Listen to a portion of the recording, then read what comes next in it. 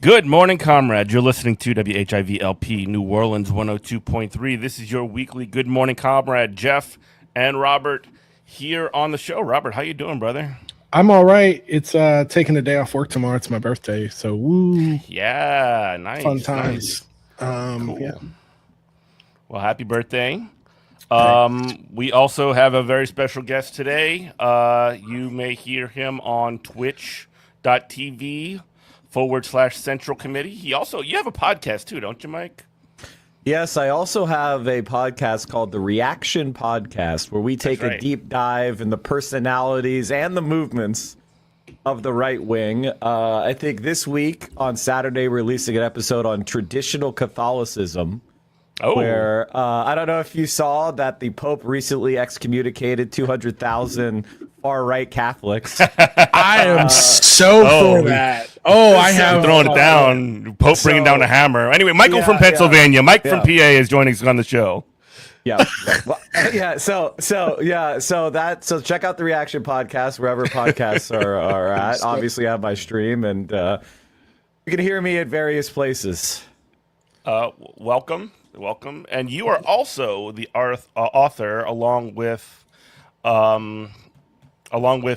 Jay Ryder, an article in Geese Magazine.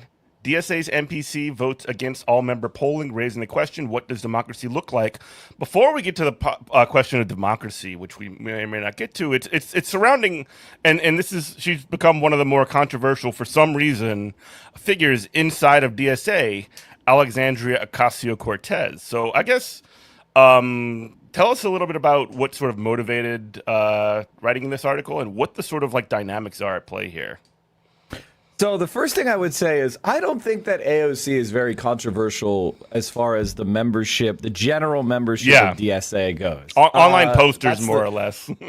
Well, it is a segment of some of the most engaged and self-styled radicals of DSA, right? The people that are kind of on the fringe of DSA itself, which kind of, if you're listening to the radio, you might be like, wait, the fringe of DSA, isn't that the most left-wing group in America? And it's like, well, within the DSA, there are people who consider themselves even more left-wing than DSA, right? Mm-hmm. And that includes people who, run the gamut of incompatible forms of leftism. So you have anarchists, and you have Maoists, and you have, Marxist-Leninists, and you've got Trotskyists, and so while this is a relatively small percentage of the overall, DSA membership, they still have organized what we call caucuses, which are different factions within the DSA, and so for some of those people, they see AOC as,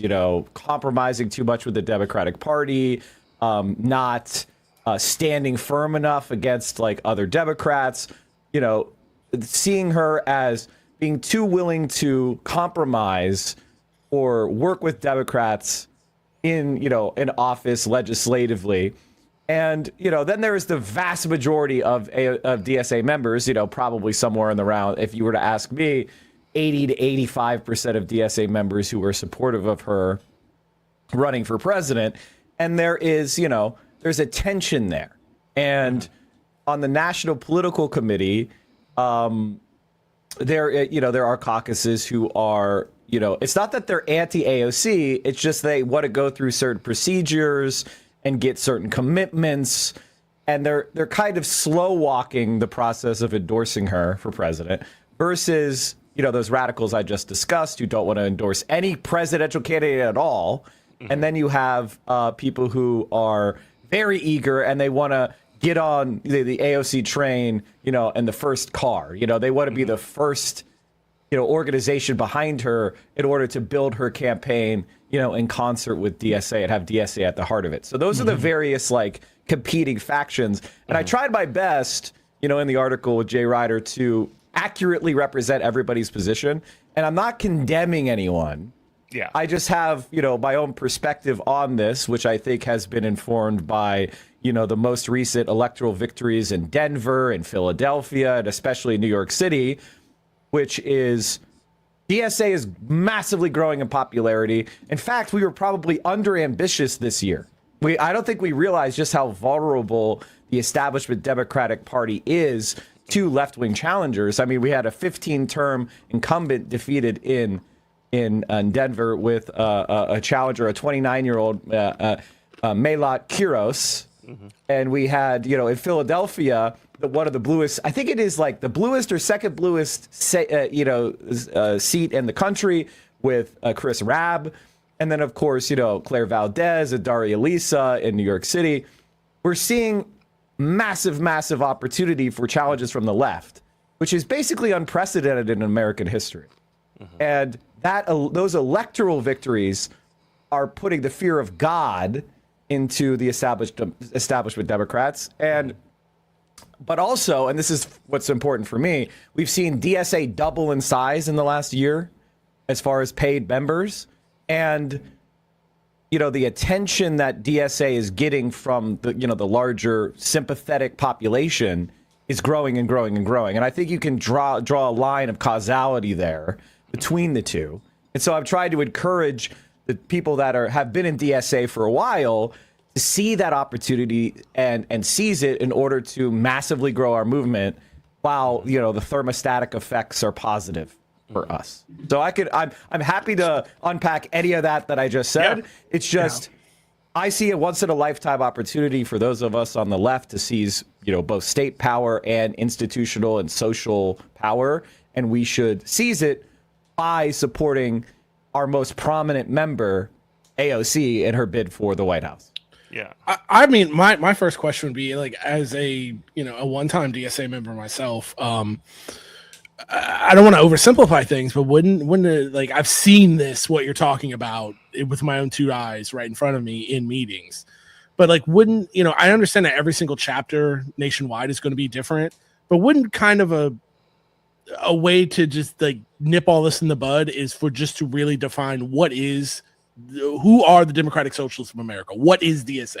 Because is it an organization where we're going to do mutual aid? Is it an organization like the PSL where we're like, I don't know, where we're just going to run somebody every now and then, but we're really kind of soft organizing for some kind of, amorphous revolution? And I don't mean that in any kind of a derogatory way, but or is this an organization to run candidates for political office? Because it cannot be all things to all people. And like, just wouldn't answering that just like put an end to all this?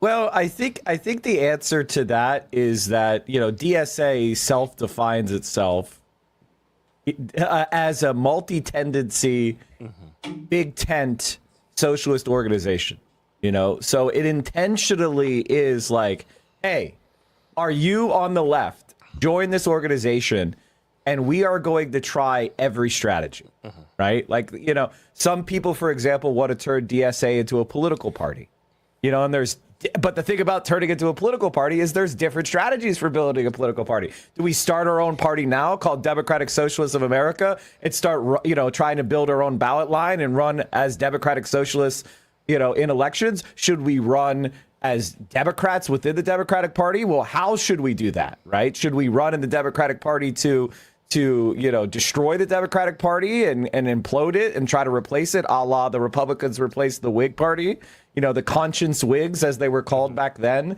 which is, prior to the Civil War, there was a faction within the Whig Party that was abolitionist called the Conscious Whigs.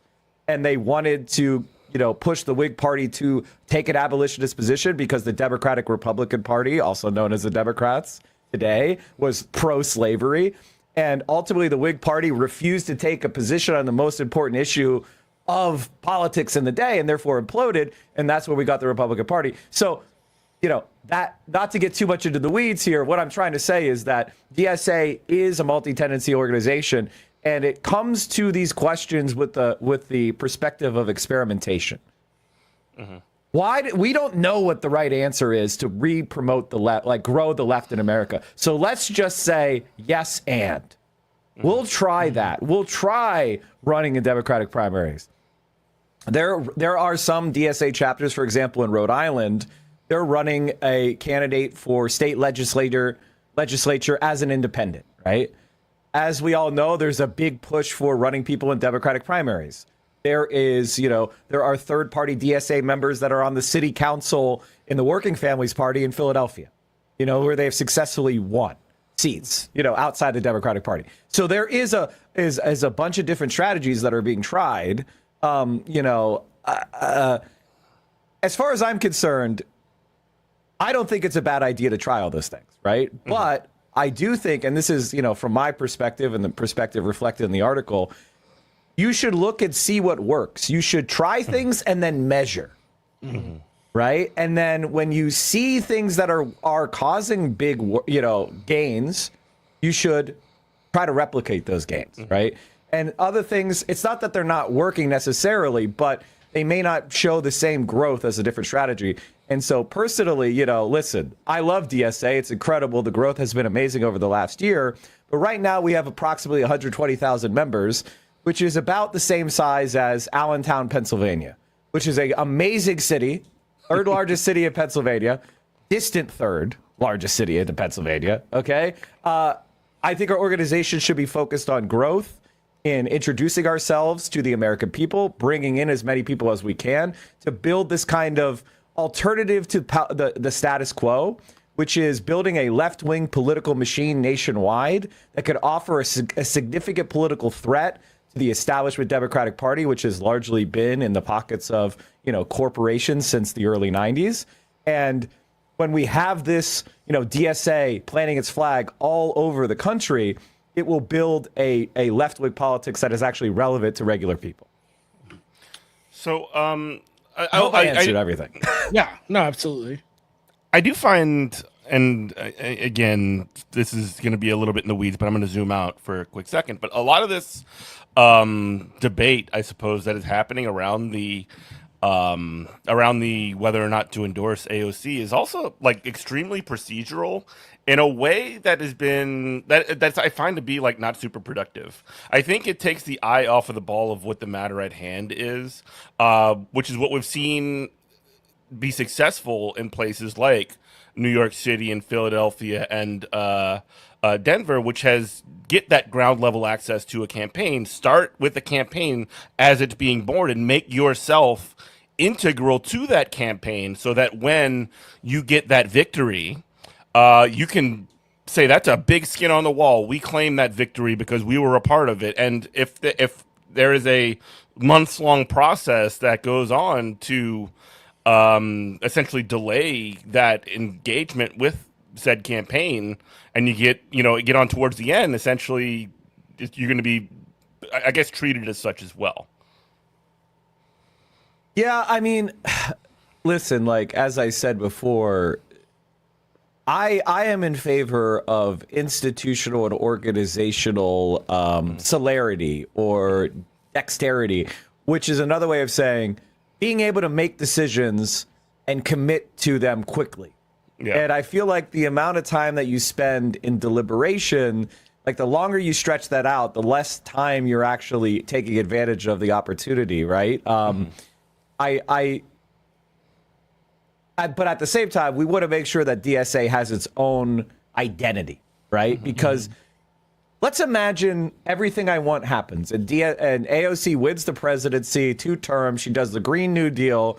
She builds America into a social democratic state. We rein in the American empire. We solve climate change or get significantly toward progress in that. It changes the nature of the Democratic Party, realigns politics a la, FDR and the New Deal, and everything amazing happens.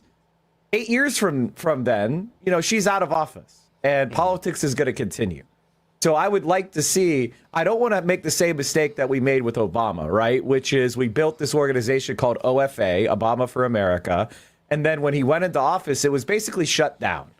And all that grassroots political effort was deactivated, and there was no continuity for what came after. And we saw the consequences, right? Which is Donald Trump won. Barack Obama handed the keys to Donald Trump. And it's not because, the American people didn't like Barack Obama. It's because a political movement was not created that was able to sustain the energy and put pressure on politics from a left-wing direction.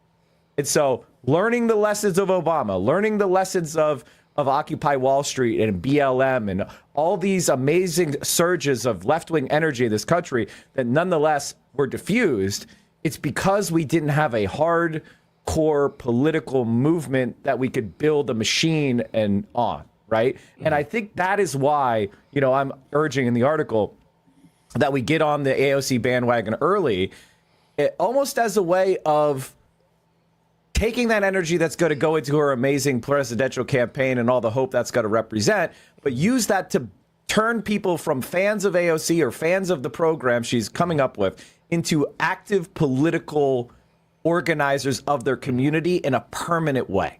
And so that we build the bench across the entire country. Right? So that's what I want to see. What you're talking about is creating infrastructure that DSA has ownership over and not any political individual. That's what you're saying, right. Yes? That's right. And when AOC goes into office, right, there's, I think a lot of people that are on that are worried about endorsing her too early are worried that we're not going to have what they call leverage over her, right? We're not going to have control.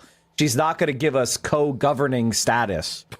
And, my argument with that is like, she can't give that to us. We have to earn it. In other words, if we're depending on the sentiment of AOC to listen to us, well, then we're already failing as an organization. What we should do is we say, oh, if you want to draw us into your bosom, if you want to trust us, if you want to help us as a movement grow, then let's take advantage of that and build our own bench and our own legislative wing and our own socialist caucus in Congress. And then it won't be like, hey, AOC, please, listen to us. It'll be like, hey, we have 20 members of DSA or 50 members or 100 members in Congress. And every establishment Democrat, if you don't go along with what we want, you're going to have a primary challenge, right? And have AOC almost worried about the power that she has built, right? Where she is like, okay, we got to make sure my base is lined up. And she'll be much less likely to go to Wall Street like Obama did right after coming into office and say, hey, I'm protecting you guys from the pitchforks, right? I want her to have built an organization that, LBJ famously said to civil rights leaders, make me sign this. I want to give AOC that pressure. I want to help her say, sorry, I have to sign the Green New Deal or else, I want Democratic leaders to be like, oh, if I stand up to AOC, I'm going to get a primary, right? That is the conditions that we need in order to have change in this country. If we're just counting on AOC liking us and quote, sharing with us, we're already failing. We need to build our own leaders. And I actually think that's what's happening, right? If you look at Claire Valdez as an example, she just won the congressional race in New York City. And her race was really interesting because it was a progressive v. socialist campaign, right? And all of the old organizations of the so-called progressive left in America, Working Families Party, all sorts of progressive labor unions and all these nonprofits, they were all lining up behind Reynoso, which was Claire Valdez's challenger, right, in the open seat. And she had DSA. She had, socialists. She had some of the, she had the endorsement of Zohran Mamdani. She had the endorsement of some various left-wing people like myself and Hassan Piker and other, online left commentators. And she won by 20 points. Absolutely right? clapped it up. And it's not to say anything against Working Families Party and all the progressive organizations that I hope work with us for AOC. But what you're talking about is a machine. What you're talking about is a machine. We need to, and when I say machine, I don't mean a corrupt machine like we have now, which is about handing out money. It's about building an apparatus that is developing, people that are vetted campaigns and candidates. I'll give you another example of talking to me why we need this. Look at Maine, right? Yep. And Graham Plattner. Right? Oh, you read my mind. Graham Plattner, who I was, and this, I have egg on my face because I critically supported him as a way of defeating, both Zionist, centrist politics and, Susan Collins. The problem is he didn't come from DSA. He didn't come from the movement. He was kind of plucked out of obscurity by some consultants who have done a lot of really good things I like. And, they've have some duds, right? But he was fundamentally not a member of DSA. He was not someone who vetted. He was not someone that had existed in an organizing space for a long time, where, people didn't really. So we were depending upon, we were kind of building the ship around him, and he wasn't part of the movement, and therefore, there was all this risk of a surprise, and unfortunately, it happened. And so now all this energy that went into this progressive movement in Maine is now, who knows what's going to be the result, right? Well, it's certainly not democratic. Whatever the result is, it's not going to be a democratic choice of the people of Maine. It's not going to be a representative of the progressive left necessarily. Hopefully we get somebody like Troy Jackson or whatever. But the point is that when you don't have an organization, a machine of the left like DSA that is recruiting and training and building up these candidates and recruiting people that have real skin in the game in their community, it's gonna be much more likely that you're gonna have somebody like a Graham Plattner that blows up in your face later, or a John Fetterman, or we've had this happen a couple times now, and the alternative is somebody like Zohran Mamdani, right? Zohran Mamdani is not blowing up in our face, right? Because he spent a lot of time working his way through that New York City DSA machine. And I say that complimentary, right? Like Sure. The DSA, he earned his space in the leadership because he was vetted, because he worked hard, because he was winning elections and he was helping other people. And you can see the consequences of that are so positive. I hope I answered your question. No, you definitely did. And just sort of like what DSA brings to the table, I think it really is important to underscore like what we provide, like what an organization like DSA provides to a campaign. Volunteers, phone bankers, text bankers, every single part of a campaign social media teams, whatever it is, like every single part of a campaign that you could sort of just like marshal people into. If you have an organizational infrastructure to fill those spots in the campaign, that's like a rocket ship taking off into outer space, man. Like you're going to the moon. Right. Yeah. Right. I guess my question is from somebody like we are online nerds who we're really into this stuff, and we follow a campaign from from its birth to its conclusion. But most people don't follow it like this, and I have kind of a just to let you know where my head's at. I don't really believe in electoral politics anymore. And this is from a guy who I was a delegate for Bernie Sanders. I knocked doors for Obama twice in Ohio. But I vote in every single stupid election that is city, state, and federal that I'm eligible to, because it's like the way I see it is, this is the biggest return on investment for the smallest time commitment possible.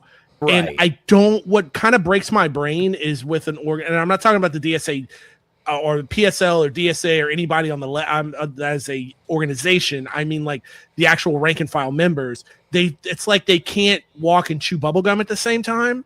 And it's like, if you want to like organize for all this other stuff, just go take 5 minutes and vote for the best person in the election and get back to work. It's like, no, I'm doing all this, so I cannot participate in electoral politics. And I'm like, I don't understand where that mindset comes from. And like, how do we change that on a level? Like, I know people like the John Brown Gun Club, and these guys can tell you they got beans and rations and bullets and everything else saved up. And I'm like, cool, let's go vote. Nah. And I'm like, all right. Well, why?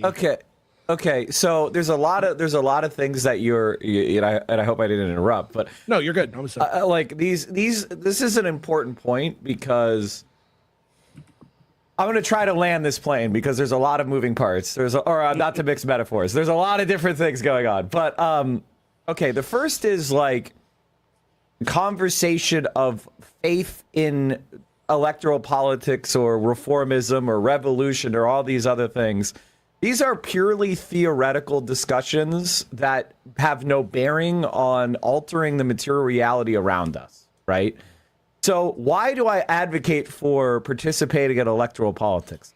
The answer is pretty straightforward, because regular people care about it. Mm-hmm. And in communication and persuasion, which is the job we're trying to do, we're trying to build this consciousness of a multiracial working class movement to reorient our politics around the interests of regular human beings, not just the elite, right? That's the nature of what we're trying to do. Well, so regular people, and this is even more important, all aspects of our society are controlled by these politicians and the state. Now, the question of electoralism or reformism versus revolution is, how much can we push the state in our direction through participation in society, right? Like, that's really the question you're asking. And the answer is quite a bit, actually. A lot more than you would think. And also, there's a risk of not doing it, which is allowing fascism to consolidate power, right? So capitalism is in a moment of crisis. The United States is in a moment of crisis. Our relative power in the world is declining. There is an emerging power of China, right? And it is offering an alternative system. And it is growing in economic strength. And so the United States, it's positioned as a hyperpower is in crisis. Like, our capitalist class is worried that they're not going to be able to control the world anymore. And so there is the risk of fascist retrenchment. There is a risk of, we can all see these flock cameras going up and these data centers popping up. We all don't want the data centers, right? Nobody's voting for these things, yet they're being built everywhere with our money, with our federal money. And where did that come from? Did you vote for that? Did anyone campaign on that? No, they didn't. But yet it's happening because the richest people in our world want it to happen, and they're overriding our will. And the thing is, we have power. And the state, we can win these elections. We could order these questions. We could change the way that the direction of policy is going, and also prevent, like, actual really bad shit from happening. Oh, excuse me. Bad stuff. From happening. And so that's number one. Number one is, if we don't do it, the fascists are going to have unrestrained power to suppress us. Flock cameras, Palantir, drones, AI. God knows, AI, the way that they're planning on using that to try to control the debate. I mean, they're deplatforming people for dissent, right? Mm-hmm. They're threatening to deport people because of their political views, right? Something that didn't exist. Billionaires abroad. Right. Right. And then, okay, so that's number one, which is like, just straight up, first of all, we have to do it, because if we don't, it's going to go in the hands of really bad people. And the second question is just for the perspective, second point that I talked about which is persuasion, right? When I run for Congress, I am and I'm winning, say I win a Democratic primary. I am now going to federal office. Everybody is forced to deal with that. It is not something that could be ignored, right? The Democratic Party probably needs that vote to maybe get Speaker of the House. So they're in a position where just the structure of our government requires you address this person. And so everything they're saying is now a serious point that has to be talked about. And we're talking about billions and billions of dollars of material earned media from Zohran Mamdani, right? From him winning the mayor's race in New York City, everybody in the entire world is now talking about DSA and democratic socialism. It is now a topic that everyone has to reckon with, and all of our political system can no longer ignore it and suppress it. They have to address it. And furthermore, if he's successful, which I don't know what the opinion of your audience is, but the opinion of New York City residents is that he has been an outstanding mayor. And so, and when every time he delivers on some promise, no matter how small, people start to have faith in their own power, right? And it defeats a certain type of apathetic cynicism. And I am of the opinion that what makes people, want to change the world is seeing their beliefs come into practice and then succeeding, and that feeling of solidarity, that feeling of victory incites you to demand more, not less. Yeah. Yeah, right? you're talking about. So that's why. Sorry. Yeah, and just to finish, that's my point. Yeah, go ahead. No, go ahead. Yeah, it's just that I don't think I think a lot of people in this country want change. I think a lot of people in this country want to live in a more humane society. I think, if you look at the progressive planks of DSA and you talked about the Green New Deal and you went through all the details, 60 to 70% of the American people would probably say, that sounds like a good idea to me.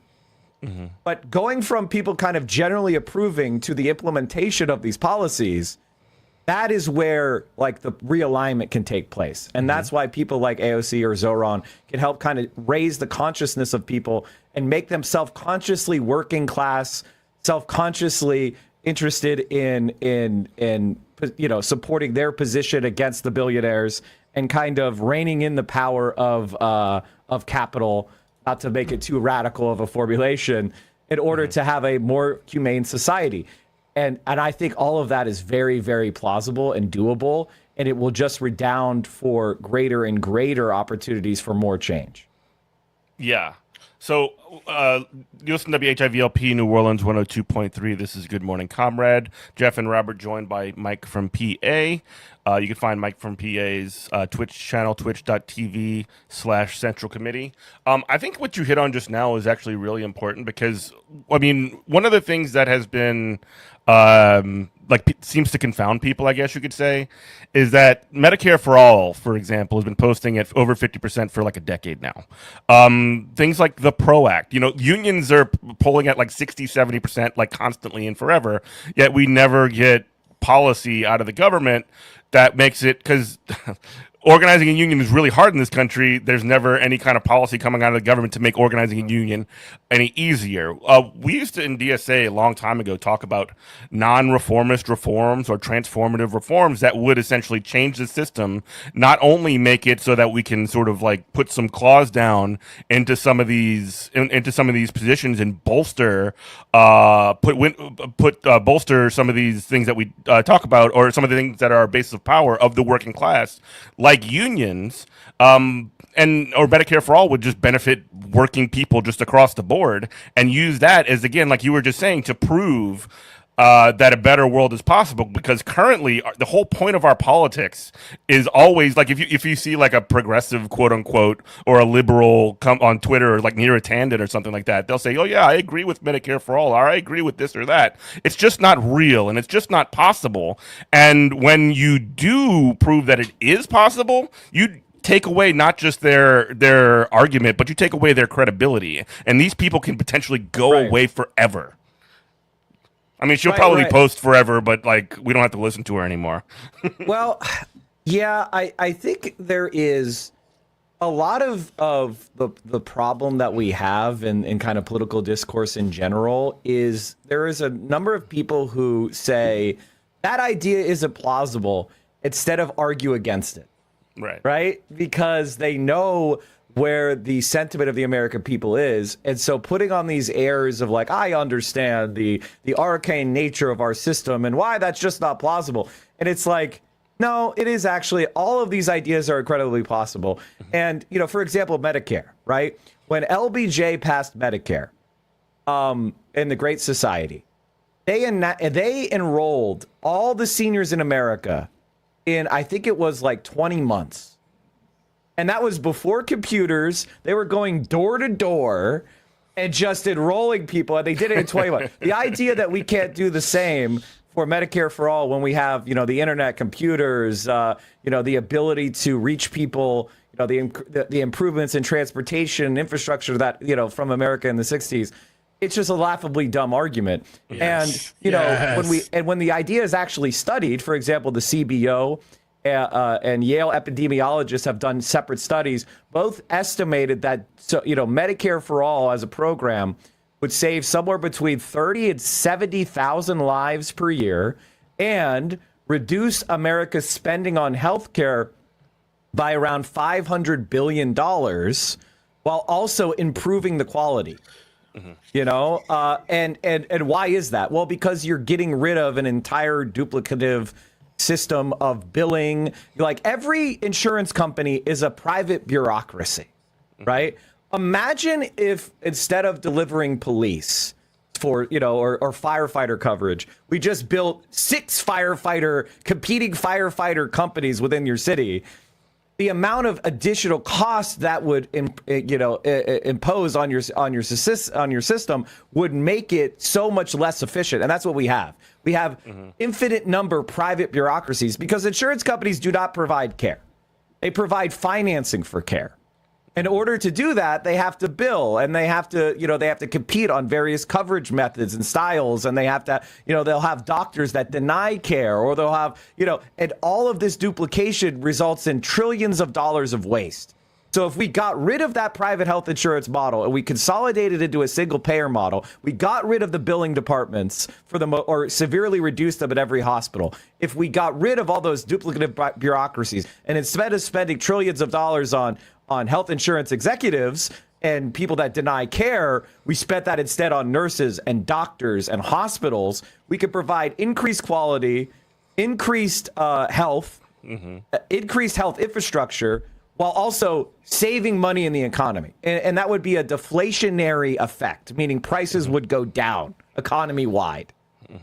So save lives, prices go down, quality goes up. Why aren't we doing it? Well, because there is a group of people that are making trillions. And they have a vested interest in protecting their racket. Right? Yes. So they use the money that they steal from you to not provide care to buy politicians. And so there's good news. We can vote them out. And we are, and that is why a president, a run like AOC can work. And here's the thing about America. We've done it before, right? We created programs like Social Security, like Medicare, like, the EPA, as much as they've been degraded since, Ronald Reagan, all the, a lot of these things, some of them are still around. Even though we've had 40 years of attempts to get rid of them, they still persist and they're still providing those services.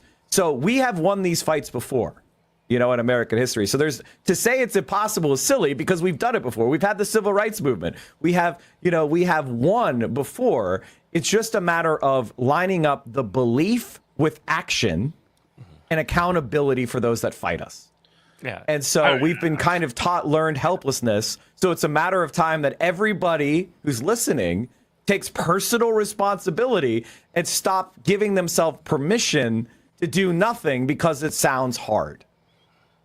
Right. Yes. When AOC launched her campaign in 2018, because she was, she was a bartender who worked on Bernie Sanders' campaign as a field organizer, who had an economics degree from BU, and she decided to challenge, I think he was like the number 3 or number 2 member of the Democratic Party leadership. Crowley. That was impossible, and that was crazy. But then guess what? She won. Like that, anybody reasonable looking at that would have said to you, this is not going to work. And yet it did. And I think that we saw that again this year. Like the biggest impediment we have as a country right now is this kind of doomerist cynicism and learned helplessness. And that is why our society is falling apart, because all of us have been convinced that we can't win before anybody even really, truly has tried. No, 100%. Like, I'm just grinning into your ear because Jeff has heard me. Fine. I'm sorry. You're 100% fine. It's fine. But no, I'm grinning ear to ear because Jeff has heard me say this a million times, and anybody who's ever is like, I'm a Marine Corps veteran. Like, you can't tell me from Medicare for All doesn't work because I had it when I was in the Marine Corps. Like, the government has figured this out. They've just figured it out for a warrior class, and for a warrior caste. And it's like, this is the same country. You're telling me how much I'm supposed to love America and I'm supposed to, love it or leave it. But this is the same country that we put a man on the moon when we had less technology. That's what's in your cell phone. We can kill anyone from across the planet. Like, don't tell me we can't figure out Medicare. Don't tell me we can't figure out state college for people. That's insane. And it's almost like it's the Democratic Party and they're, you talking about a learned helplessness. It's not seems like it completely is. It's part of the scam, if you want to call it. It's just to say like better things. You don't deserve good things. Better things are not possible. We'll only kick you in the crotch once, where the Republican Party will do it 3 times. And it's like, no, I'm done with that. And I can't, it's what turns people off of voting. And it's why, like, in my opinion, the Democratic Party needs to be taken over. Like, it cannot exist. It needs to be completely dismantled, taken over, and just stripped for parts by DSA or whoever. Fine. Well, if you don't mind, I mean, obviously, I have an opinion on this. Like Please. personally, I've experienced the immense corruption of the Democratic Party machines, and I can give you examples if the audience is interested. But for example, in Omaha, Omaha, Nebraska has what they call the blue dot, right? Which is a left-leaning district surrounding the largest city in Nebraska, Omaha. And there was a progressive by the name of Kara Eastman who won a primary, and the former Democratic representative went and endorsed the Republican. I think his name is Bacon, right? Or in Pennsylvania's first district, which is Bucks County, there was the grandson of FDR's vice president, a guy by the name, I think, is Bob Wallace, right? He had massive opposition by the Democratic Party. And again, Kara Eastman, Bob Wallace, they lost their races by like 1%, 2%, incredibly close. And they found themselves getting stabbed in the back. You have an example of Buffalo, India Walton, Buffalo, right? Where she wins the primary and then they run as a sore loser campaign. Andrew Cuomo in New York City, where he got absolutely destroyed in the primary and ran a sore loser campaign. It worked in Buffalo with India. It failed with Zoran spectacularly. Excuse me. And so, thank God for that. I've seen, but here's the thing. Like, the reason why we run in these primaries is because the system is designed for, what we call there's major party status in almost every country, every state in this country. There's something called major party status, right? So if you try to run outside of the top two parties, the difficulty in like ballot access, attention, credibility, it's just, it's incredibly difficult to like be viable as a candidate. For example, there is a man who ran in New York City for city council by the name of Jabari Brisport as a Green Party member. And he ended up getting around 30% of the vote, right? Which for the Greens is amazing, but he lost, right? And the next year he decided to run for, state senate against a IDC member, which I don't want to get down into the weeds, but they were people who ran as Democrats and then caucused with Republicans in the New York State Senate. If you've never heard of that, it's because when the Democratic Party centrists work against their own party to help Republicans, it is kept quiet in the national media. Okay, they are very comfortable with that kind of thing happening. And so when Jabari ran as a Democrat, he won the primary, and now he's been a successful member of Democrat state politics as a DSA member, as a socialist in office. And so the reason why we do it is purely tactical, right? And if you look at the polling, people are open, especially self-described Democrats. They are open to our ideas. They're open to democratic socialism. They're open to leftism. They're just focused like a laser on defeating the right. And you know what? After experiencing Donald Trump, are they wrong? I think defeating Donald Trump and defeating the right is absolutely where our priority should be. So, the reason why I've been saying, if we have the opportunity to win Democratic primaries, if they can't stop us, then we might as well take advantage because of, the way our system is designed. Democrats have an advantage. And 2, the Democratic base voters are open to it. And 3, defeating Republicans is the goal, right? Defeating the right is the goal. So we could do all 3 at once. So why not? It's not like being a Democratic primary candidate makes you have to have any position. There is no whip. They can't withdraw the whip. They can't stop you from being the nominee. The only thing that matters is you got more votes in the primary. Therefore, you are the nominee. The Democratic Party is what we say it is. So let's take advantage of that. I also want to push on the sort of like establishment Democratic Party and the people that have proven more than anybody else that they're incapable of beating the right and incapable of beating fascism and of beating, the right wing and that has been the Democrats. The Democrats have proven that over and over again, be it from their unwillingness to keep Israel in check in their genocide in Gaza, be it the fact that they don't want to get behind popular policies that people want, be it the fact that they are, I mean, the fact that they're the most annoying nerds ever that just like focus on procedure as opposed to pushing for things that would actually benefit people's lives. So, and again, like part of the imperative for pushing for someone like AOC or pushing for this democratic project more broadly is the fact that the best way to beat the right wing is our politics. And this is why when you see, you know, Democrat aligned media, they're not having people like a Sheik or Grace or any of these people from DSA, but they are showing up on right wing media, on Fox News, because the right wing thinks that it'll just create chaos internally, which is an opportunity for us to get our message out as well. Yeah. I mean, I think that we should all talk about what the Democratic Party really is, versus. Yep. I think the thing is like it can get confusing when you talk about this stuff because there's like a political science definition of a political party. There is the way that political parties operate in, say, parliamentary systems, and then there is the kind of really interesting coalitional type of party that America has, and the primary system, which is pretty unique in the democratic world, right? So in our country, we form coalitions prior to the general election, right? Whereas in other countries, like there would be a Green Party and a Socialist Party and a Communist Party and a Liberal Party and a Conservative Party and a right-wing party and a Fascist Party. Like there would be all these different parties, and they pick their candidates, right, in kind of a smoke-filled room, and they run, right? They get nominated, and the members pay money to join the party, right? And they give dues to their party, and the party could kick you out, in a kind of centralized way. That's not the way it is in America. So when people talk about like, we need to form this party or that party, it's not really how it functions.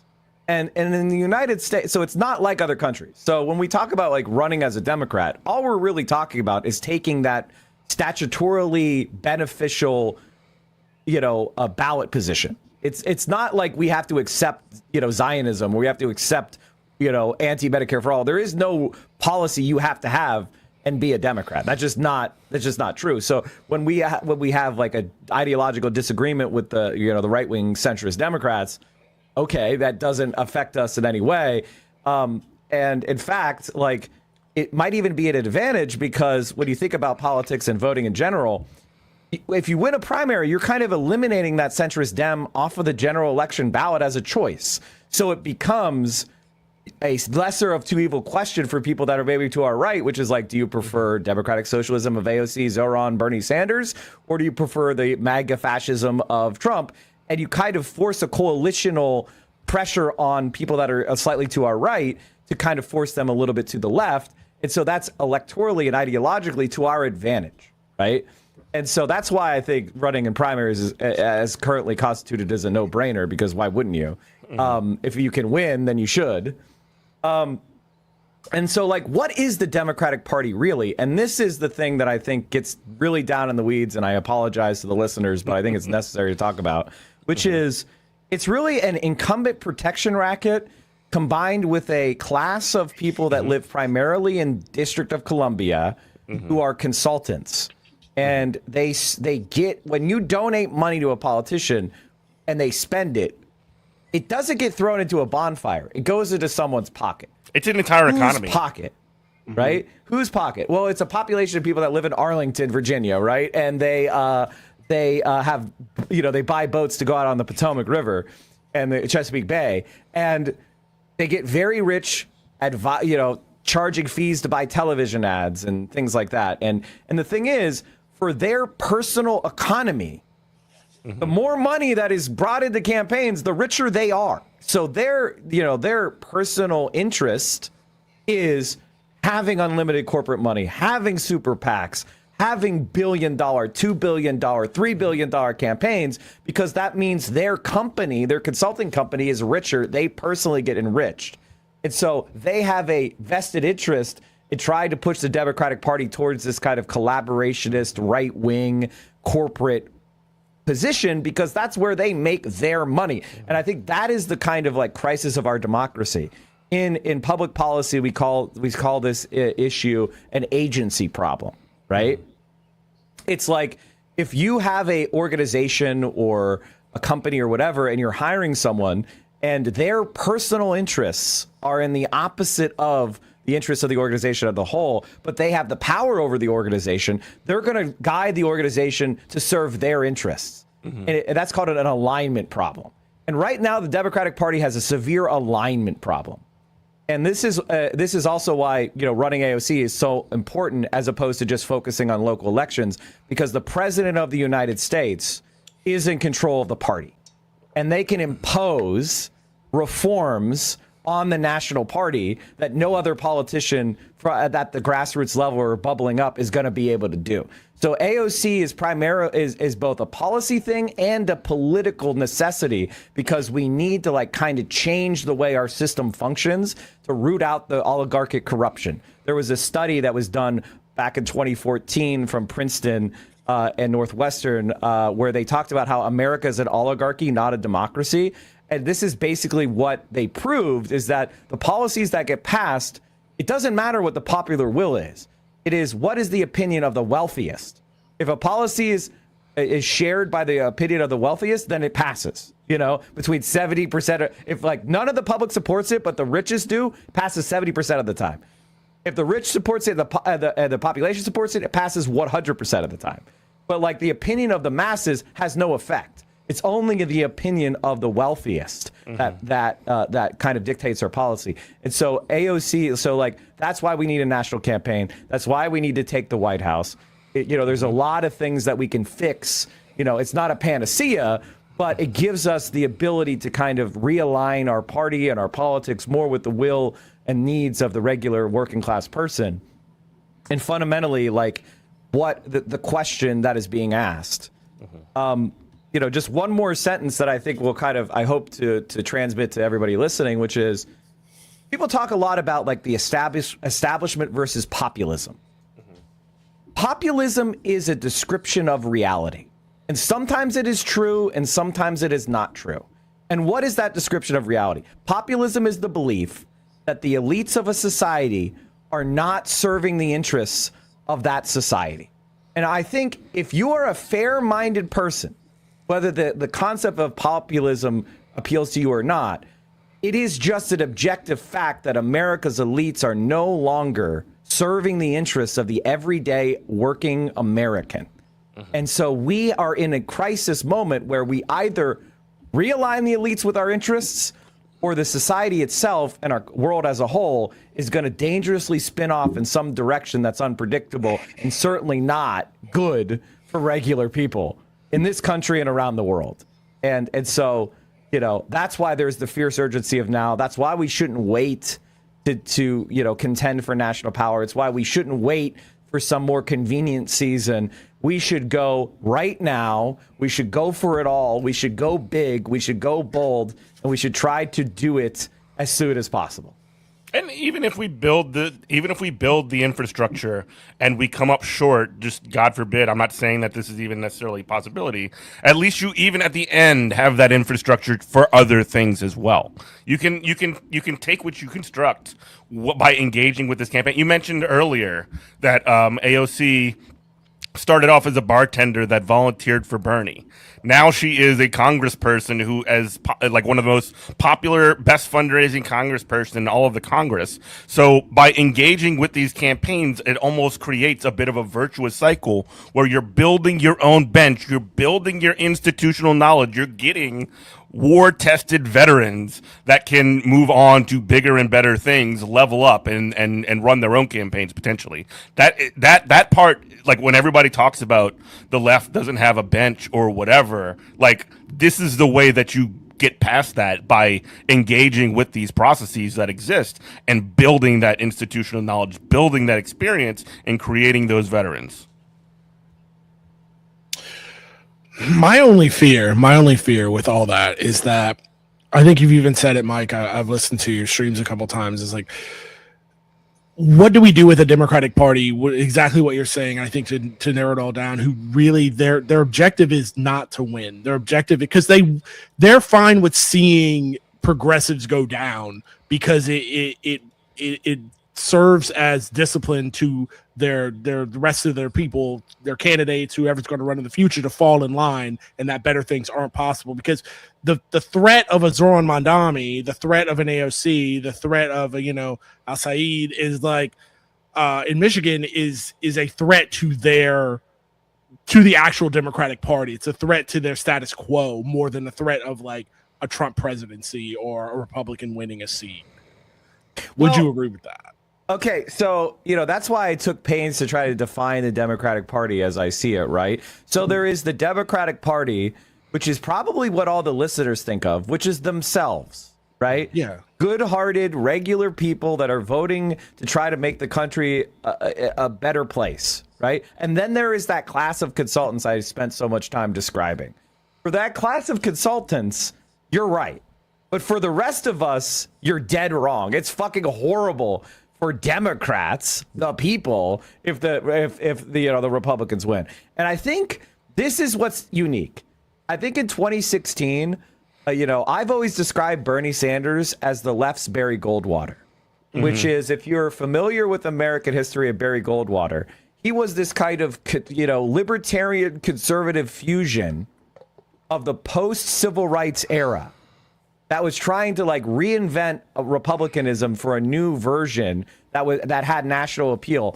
And he was running against LBJ, and he got his ass kicked. Okay, LBJ got over 60% of the popular vote. It was one of the biggest landslides in American history. He got completely destroyed. Okay, but the people that came out of the Barry Goldwater campaign eventually were the core of what led to the Reagan Revolution. Now, obviously, I think all of that is bad, but the same thing is happening with Bernie Sanders, which is when Bernie Sanders ran for the first time in 2016, it was an introduction to a new type of politics, right? That hadn't really been tried in America.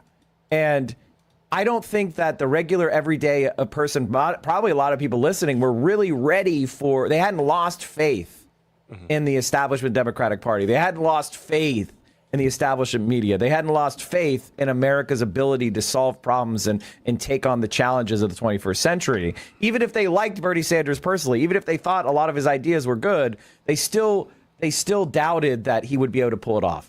And I think now Bernie Sanders, that movement has matured with people like Zohran Mamdani, like AOC, to build a permanent political machine and finally and fully take advantage of the faith that has been lost in the establishment Democratic Party and politics in general. And we now have that opportunity to go after those people that you were talking about, the corrupt, sclerotic establishment Democratic Party. Mike from PA, where can we find you? We have 1 minute left. You can find me. I am a live streamer. I stream on twitch.tv/central_committee on twitch.tv every morning, which is 10 a.m. Eastern, 7 a.m. Pacific, starting every morning for 5 hours. You can also get me the Reaction podcast wherever podcasts are broadcast. And you'll see me out on the streets as well. Yes, beautiful. Well, thank you so much for joining us, Mike. We'd love to have you back sometime. And thank you to everyone for listening. This is Good Morning Comrade. Listen to us every Monday morning at 10 a.m. On WHIVLP New Orleans 102.3, and find us on all of our stuff. GoodMorningComrade.com. Thank you. We love you. Bye-bye.